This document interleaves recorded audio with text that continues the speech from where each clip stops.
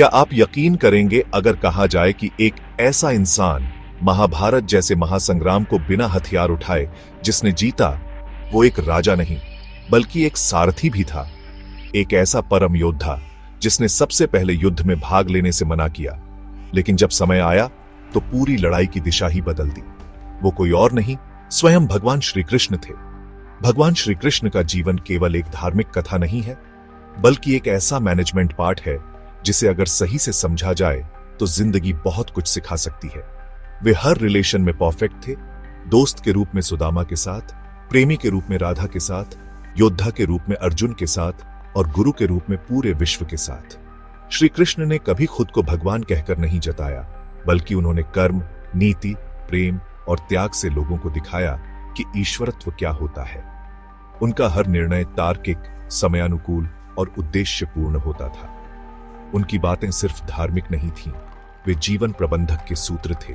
जैसे कुरुक्षेत्र के मैदान में अर्जुन के मन में उठे हर सवाल का जवाब, जो आज भी भगवद गीता के रूप में हमारा मार्गदर्शन कर रहा है।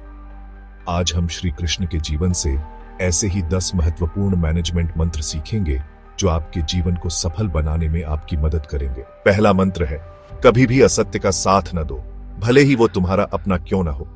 जीवन में कई बार ऐसे पड़ाव आते हैं जहां सही और गलत के बीच चुनाव करना बहुत मुश्किल हो जाता है। ऐसे में हमें श्री कृष्ण के दिखाए मार्ग पर चलना चाहिए, क्योंकि सत्य ही धर्म है, सत्य ही न्याय है। हमें हमेशा याद रखना होगा कि झूठ के पैर नहीं होते, वो देर तक टिक नहीं सकता। सच कितना भी कड़वा क्यों ना हो, उसे स्वीकार करना चाहिए, क्योंकि यही सच्चाई हमें आगे बढ़ने की शक्ति देती है।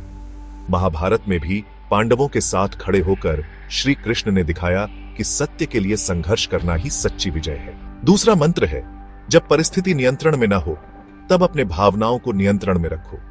जिंदगी एक रणभूमि है और हम सब योद्धा। यहां कब क्या हो जाए कहना मुश्किल है। ऐसे में घबराना, डरना या क्रोध करना समस्या का हल नहीं है। श्री कृष्ण ने गीता में कहा है, समत्वम योग उच्यते, अर्थात स्थित प्रज्ञ रहना ही सबसे बड़ा योग है।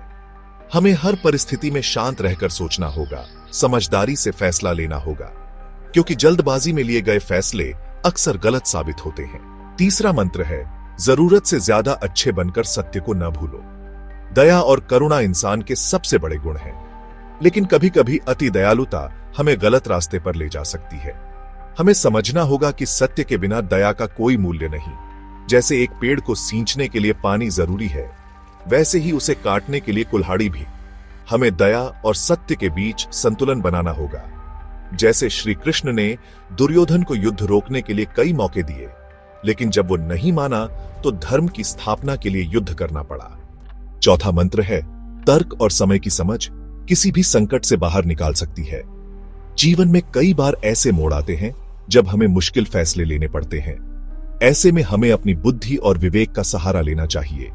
हमें हर पहलू को ध्यान से समझना चाहिए, विश्लेषण करना चाहिए और फिर ही कोई निर्णय लेना चाहिए। साथ ही हमें समय का भी ध्यान रखना चाहिए, क्योंकि कई बार समय पर लिया गया एक छोटा सा फैसला बाद में बड़े परिणाम देता है। पांचवा मंत्र है, हर परिस्थिति में धैर्य बनाए रखना। धैर्य एक ऐसा गुण है जो हमें जीवन की हर मुश्किल से लड़ने की ताकत देता है।